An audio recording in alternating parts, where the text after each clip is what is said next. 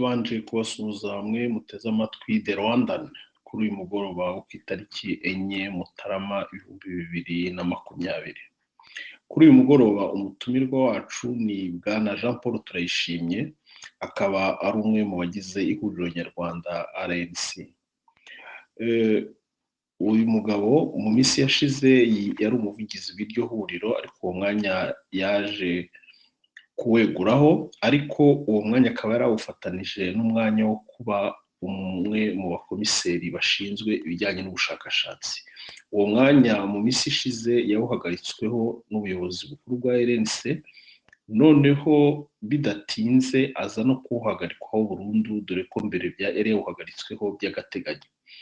Mu ibaruwa yashyizweho umukono n'umuhuzabikorwa mukuru w'ihuriro nyarwanda RNC, Bwana Jerome Nayigiziki, ashinja Bwana Jean Paul Turayishimye kugira uruhare mu izimira ry'umwe mu bakomiseri ba RNC ari we Ben Rutabana, ugiye kumara igihe kirenze amezi 3 yaraburi birengero.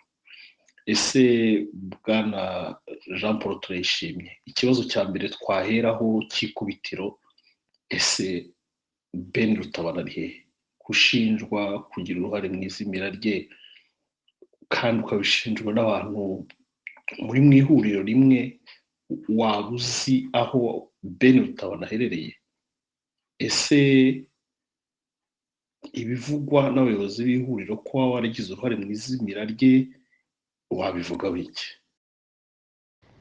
Urakoze Matabaro, mu izina rya The Rwandan, kuri iyo opportunité umpaye kugira ngo nsubize bimwe mu bibazo abantu benshi bibaza, cyangwa se ibirego bimwe bikomeje kugaragara hirya no hino bimvugwaho ku bijyanye n'ikibazo cya Ben Rutabana ndetse n'ihagarikwa ryanjye ku nzego zifata ibyemezo mu buyobozi.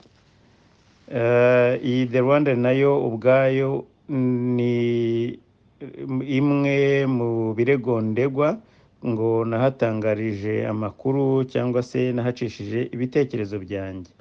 Ku kibazo rero cya Ben, cyo kiroroshye ariko kiranababaje.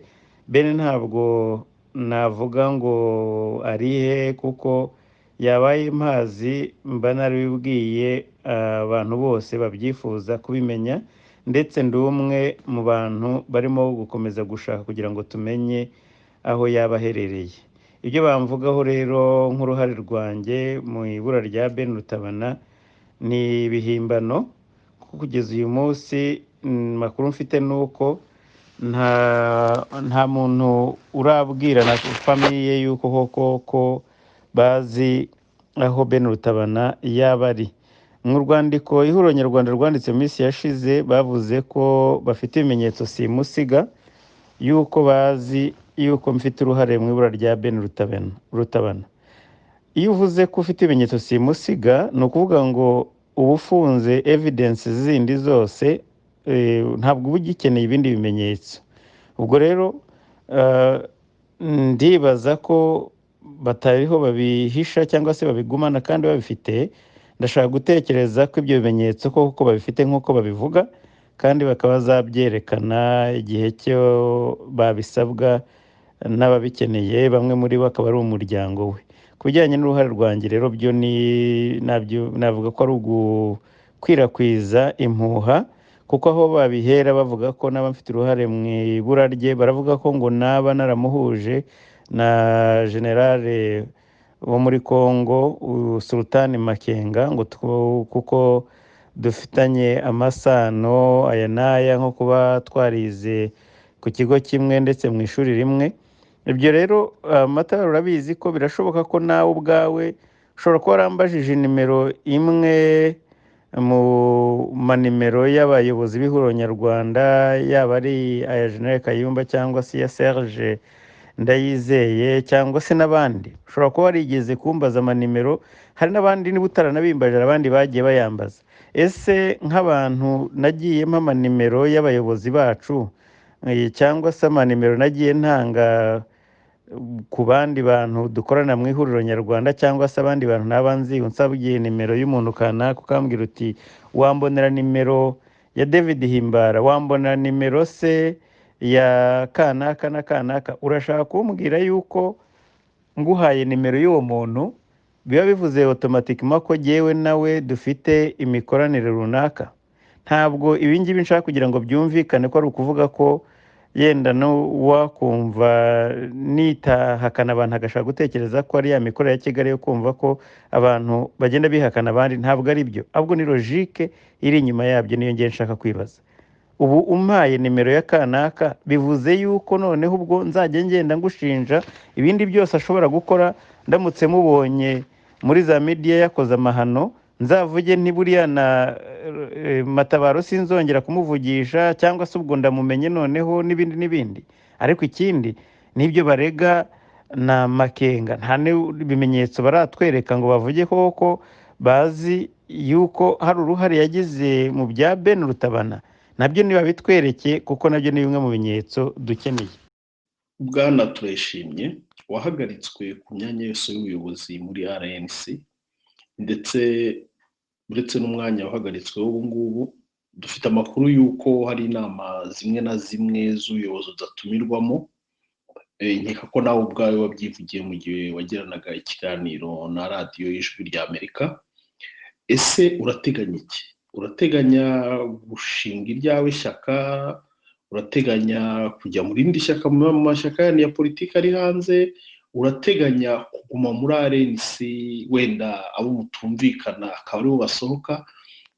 Urateganya iki muri ino minsi? Kuko nubwo twagiye tubona amabaruwa yose, ari wowe ubwawe, ari nk'urugero n'abari muri RNC muri Canada nabo bahagaritswe burundu, mwese nta n'umwe usa nkaho agaragara ko yasezeye mu ishyaka. Mwese wenda nabo muri Canada bo bavuga ko n'imyanya yabo batazayivaho. Ese wowe uno mwanya baguhagaritseho burundu wemeye kuvaho, cyangwa nawe urashaka kugumaho? Muri make murateganya iki? Murifuza ko bigenda bite, dore ko bituma abantu benshi bajya mu gihirahiro kuko badashobora gusobanukirwa ukuntu abantu bashobora kuba ari mu ishyaka rimwe, ntawe ushobora kubererekera undi kumwe agende cyangwa undi agume muri iryo shyaka, mwese mugakomeza kwitwa ko muri iryo shyaka kandi bigaragara ko nta bwumvikane buhari. Kuri ikibazo cya suspension cyangwa se cyo guhagarikwa ku myanya y'ubuyobozi, kandi mu by'ukuri ibyo uvuga ni ukuri, nta nama jyewe bigeze bakintumiramo kuva ku itariki 29 z'ukwezi kwa 9. Ibyo rero nibyo byemezo bavuga, n'uburi ntabyo nafataga n'uyu munsi. Icyo nakoze gusa nuko nabaye nk'uwigaragambya mvuga ko ibyo byemezo babifashe nta bubasha ndetse batakurikije amategeko yacu atugenga, cyane cyane ko nk'ubu ndakubwira ubu tuvugana n'izo nzandiko zose ari izo guhagarikwa by'agateganyo ari za burundu, nta n'umwe wigeze unyegera ngo ambaze ati Jean Paul reka dutegura inteko runaka kubaza ibibazo y'ibyo tukwagiriza. Ibyo ntibyigeze bibaho. Kumva rero nahagaruka muri ubwo buryo biranababaje, biranashekeje, ndetse bikaba binateye n'agahinda ku ishyaka rya politike rivuga ko rigomba gukora ibitandukanye n'ibyo andi mashyaka yayabanjirije nko ku butegetsi bw'u Rwanda yakoze. Iby'umwanya wanjye wo nari mfite unyungirije Madame Nyiraneza Odette, ni umuntu nzi neza ko akazi nari nshinzwe azagatunganya neza cyane. Ndibaza byo ko ntazajya kujya gutsimbarara mvuga ngo ndashaka gukomeza kuri uwo mwanya, kandi nari mfite umuntu unyungirije, kandi n'ubuyobozi nabwo cyangwa se abayobozi b'ihuriro nyarwanda batashaka kuntumira mu nama ntabwo nzajyayo mu gihe batantumiye. Ibyo rero mu gihe bashaka kubigira ubwiru ntabwo najya kujya, nta yindi nzira mfite yo kujya muri izo nama, nta n'ibyemezo nzafata, kuko ubundi akazi k'ubushakashatsi ubusanzwe ni akazi kameze nk'aho wowe ugira inama ubuyobozi ukababwira ibyo wavanye mu bushakashatsi bivugwa hirya no hino, n'ibigaragara hirya no hino, noneho ukabwira ihuriro ibireba cyane cyane cyangwa se ibibazo dushobora guhura naho mu gihe kiri imbere. Ibyo gihe rero igihe batagukonsirise nta kibazo, ariko nk'uko nabikubwiye mfite uwari unyungirije uko sitati ziteganya, ubwo uwo nguwo niwe uzakomeza akazi, kandi ndabyizeye ko azagakora neza cyane rwose, nta gushidikanya. Ubundi hari izindi porosedire ziteganyijwe iyo umuntu avuye ku mwanya, ubwo nyuma yaho bazakora amatora bashaka undi. Icyo badashobora kunkuraho ni icy'ubunyamuryango, ntabwo babifitiye ububasha, ndetse ubwo nyine birananejeje ko nzakomeza kuba ndi umunyamuryango, n'izo resiponsabirite zindi zizaba zigabanutse. Wibuke ko dukora turi abakorerabushake, turi abavolontere, n'aba Canada ari jyewe n'abandi bose, bo bafite yenda umwanya utandukanye. Komiseri aba agomba kuba akora raporo abikorera ubuyobozi bwa executive, ariko nk'abakuru b'intara n'abandi bo bafite imyanya iri ku rwego rwabo, bazashobora gukomeza gukora akazi kabo nk'uko bisanzwe, bakora mobilisation, bayobora intara cyangwa se coordination y'intara. Ibyo byo biratandukanye, ndibaza ko byo bazashobora gukomeza kubikora, inshingano zabo zizakomeza, ariko jyewe abampamagara ntabwo bizashoboka. Ariko bariya nibo bari kumwe n'abaturage, ntabwo bihuye ku buryo consequences cyangwa se ingaruka zabyo ntabwo ari zimwe. Mu birego warezwe mu ibaruwa yanditswe n'umuhuzabikorwa mukuru wa RNC ari we Jerome Nayigiziki, hari ahavugwamo ko washinze radiyo.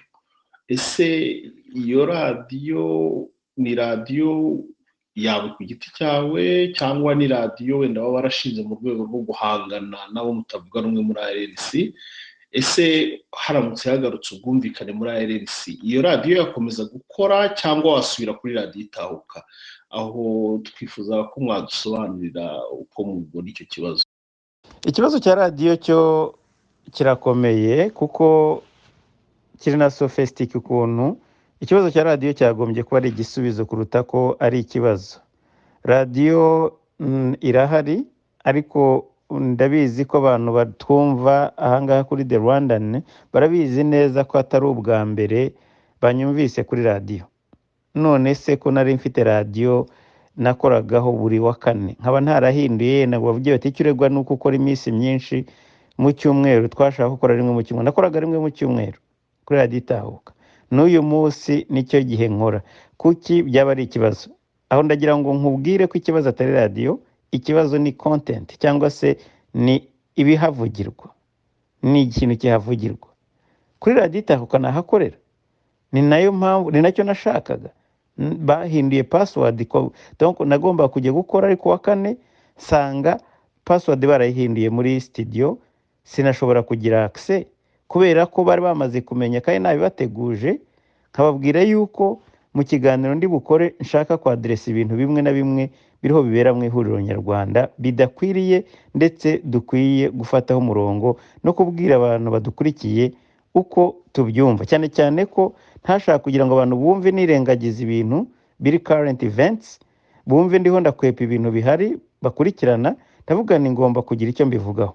Bumva rero ibyo bintu bidakwiriye, bahita bahindura password. Niko kuntu utanyumvise cyangwa se n'abandi batanyumvise kuri radiyo Itahuka. Ku byo kuvuga ngo nayifunga, none se reka nkubaze Matabaro, dufite social medias zingana ziti? Dufite WhatsApp, dufite iyo twandikira n'abantu ku ruhande, ibyo bintu ntabwo RNC bikontorora. Dufite za Facebook, mfite Facebook, wowe ndi friend wawe kuri friend, ndi inshuti, turi inshuti kuri Facebook. Ibyo nandika simpamagara Jerome ngo mbanze mubaze ngo mbese inandiki iki posting ibihe. Dufite za Twitter zacu ku giti cyacu, ndetse ihuriro nyarwanda zarekomanze ko abantu bafungura za Twitter hirya no hino. Barabwira ati mwese mugomba gufungura Twitter, Ali Abdul Karim ababikangurira. Radio ni kimwe muri ubwo buryo, ni metode ya communication. Aho ni ikibazo kishoberera abantu. Metode ya communication ya radio, ya Twitter, ya Facebook cyangwa se WhatsApp cyangwa se Instagram n'ibindi, ninde bajya kubaza bakontorora ngo Twitter ikoresha te, Facebook yawe ikoresha ute, ibintu twandikiraho. Kuki iyi radiyo ari imbogamizi? Kuki batakumva ko ari undi murongo ugamije kongera gukora kampanye no kwedika abanyarwanda ndetse n'abanyamuryango b'ihuriro nyarwanda? Ese ninyifunga bazasaba n'abafite za Twitter zabo kuzifunga? Ese ninyifunga bazasaba n'abafite za Facebook zabo kuzifunga? Kuki icyo tutakibona nk'aho ari umugambi wo gushaka kuniga ubwisanzure mu bitekerezo, ko numva ahubwo bijya gusa n'ikibazo cyo kumbaza ibibazo by'uko ngo nanditse kuri Rwandan? Ikibazo ntabwo ari ukwandika kuri Rwandan, ikibazo cyari uko nahavugiye ibiki. Ibyo nahavugiye biri clear, abantu baza bakabinyomoza niba ari ibinyoma. Na radiyo numva ariko bimeze. N'ubu nigeze guhamagara Jerome, coordinateur w'ihuriro nyarwanda, aze tuganire kuri iyi radiyo. Ntabwo yigeze aza, arambwira ati ndefera kuri secrétaire général. Mutara, ntabwo ikibazo ari radiyo. Tubankuraje abantu gufungura social media nyinshi kugira ngo tumenye uko twagera kuri rubanda nyamwinshi dukoresha inzira zose zitandukanye. Ikibazo ni ikintu mpavugira na Facebook yanjye nigeze kubazwa ngo ibyo nahandikiye. Donc ntabwo ikibazo ari radiyo, kandi nta mugambi mfite yo kuyifunga, kuko cyakora niba nsubiza password kwitahuka byo byanze bikunze nzakorera kwitahuka. Ntabwo najya gukora ibintu biri duplicate kandi mfite uburyo aho handi nshobora gucisha ibitekerezo. Ariko gende ishyigikira ko abantu bagira ubwisanzure mu bitekerezo, izakomeza rero. Cyakora nibasubirana ko ku cyemezo cyabo bakansubiza password, ubwo nzasubira kuri radiyo itahuka. Dukomeje kuri ibyo bibazo bisa nk'ibigaragara mu ihuriro nyarwanda RNC, abantu benshi ku mbuga nkoranyambaga bakunze kuvuga ko mwebwe n'abandi bantu bamwe na bamwe mu ihuriro nyarwanda mwaba mufite akantu kameze nk'agatsiko k'abatutsi b'intagondwa batifuza ko hari abahutu bagira ijambo mu ihuriro nyarwanda.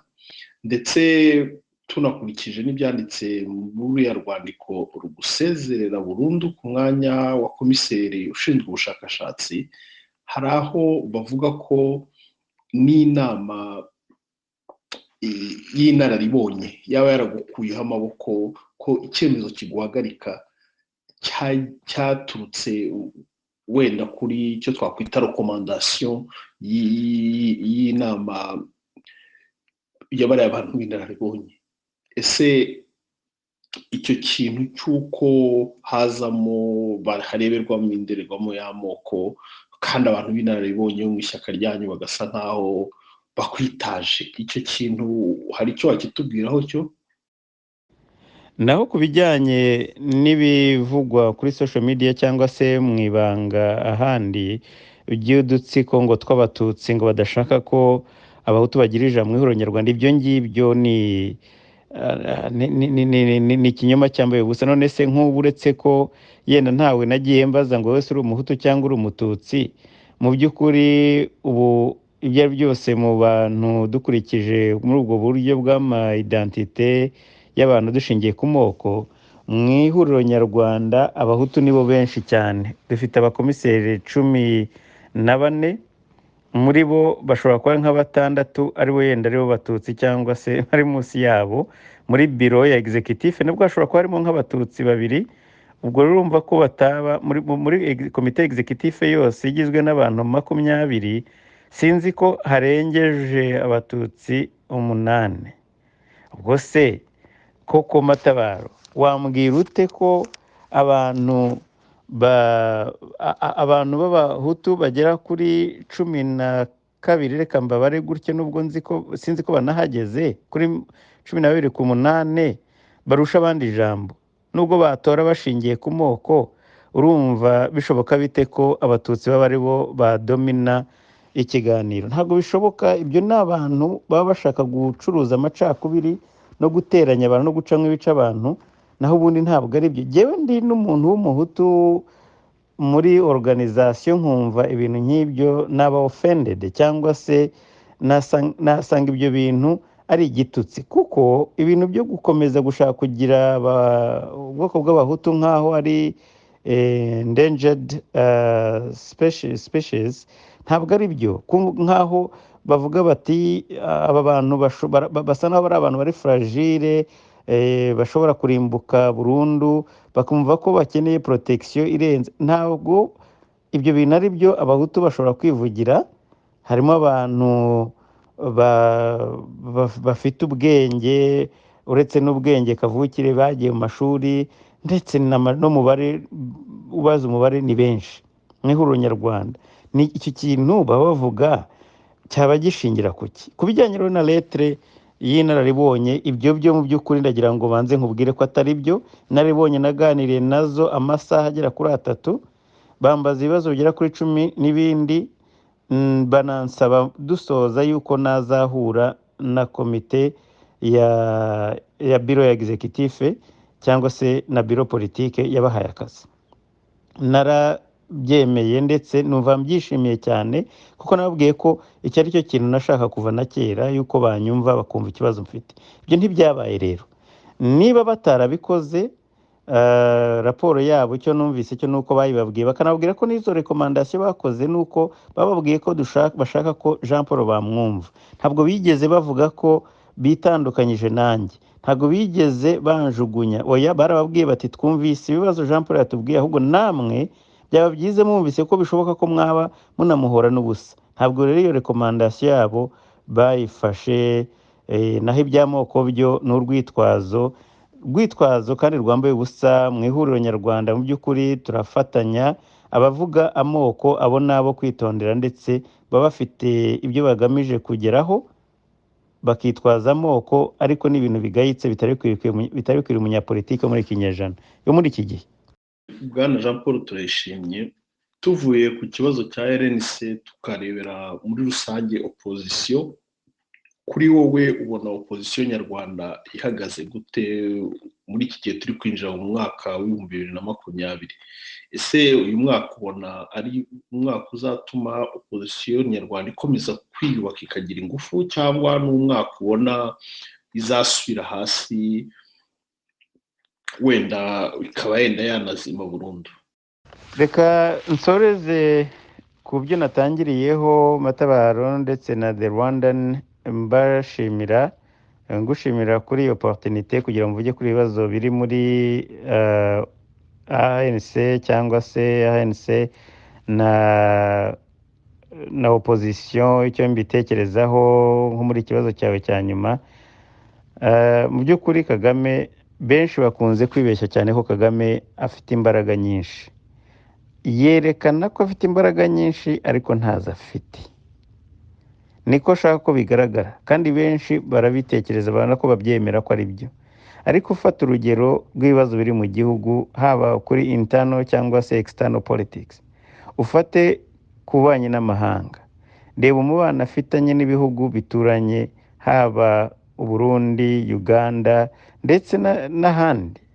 Niba utafitanye umubano mwiza n'ibyo bihugu muhanye imbibi, ntabwo wambwira ko noneho ngo ahandi kureho ari bwo mufitanye umubano mwiza. Uretse we ku giti cye nta hatajya za invitation ajya kwatendinga ho, ibyo byo birakorwa, kandi akaba yagaragaza avuga ati kuko nagiye muri Indonesia, kuko nagiye muri Chine, kuko nagiye muri Russia, ibihugu biraba. Ntabwo ari ugomba kumenya uti yahavanye iki, kandi murabizi ko nta na rimwe aratubwira icyo abayavanyeyo. Kagame ari weekend afite intege nke. Ikibazo gusa opposition c'est vrai yuko n'ukuri ko harimo ibibazo bituma agaragara nkaho ari umuntu ukomeye. Wigeze kumbaza Karuti, se urateganya gukora ishyaka cyangwa se urashaka kuza gumamo wowe ukagira abandi basohoka? Nta muntu ukwiriye gusohoka.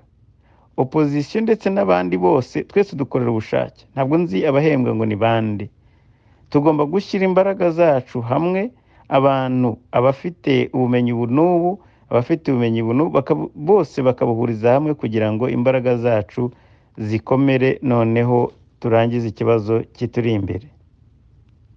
Nta muntu ukwiriye kwirukana undi kandi bafatanyije kwikiza umwanzi basangiye.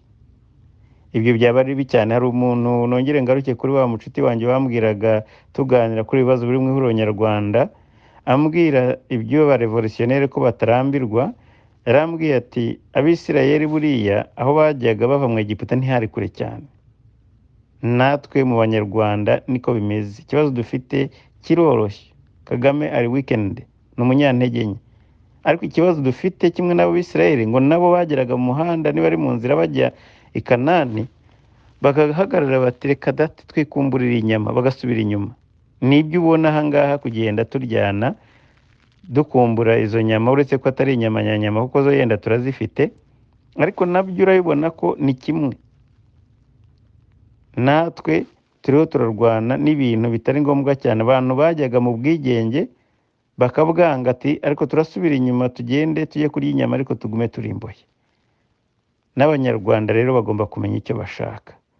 Yewe nzi neza ko birashoboka, ndetse Kagame ni umunyantege nke. Ibibazo biri mu gihugu, ari abo bantu asenyera amazu, ari abantu afungiye ubusa, ari abahonye uburenganzira bwabo, abo yimye ubutabera, ibyo bihugu biri hirya no hino batumvikana. Izi zose ni opportunité opposition yari ikwiriye gukoresha. Ndizera nashidikanya ko yenda tuzageraho tukamenya ikibazo nyamukuru kiri imbere yacu, noneho tukagishakira umuti, ariko igihe taragisobanukirwa byo bizagorana. Ndumva abantu batakwiriye gucika intege kuko impinduka zo zirahari kandi nta gisibye gihari. Ikibazo gusa nuko nukuvana akavuyo kari iwacu muri opposition, abantu bakamenya ko ikigenderewe nyamukuru. Nongere ngushimire cyane Matabaro na The Rwandan. Ubwo rero ndizera ko bibaye ngombwa twazongera kuganira. Mwakoze cyane.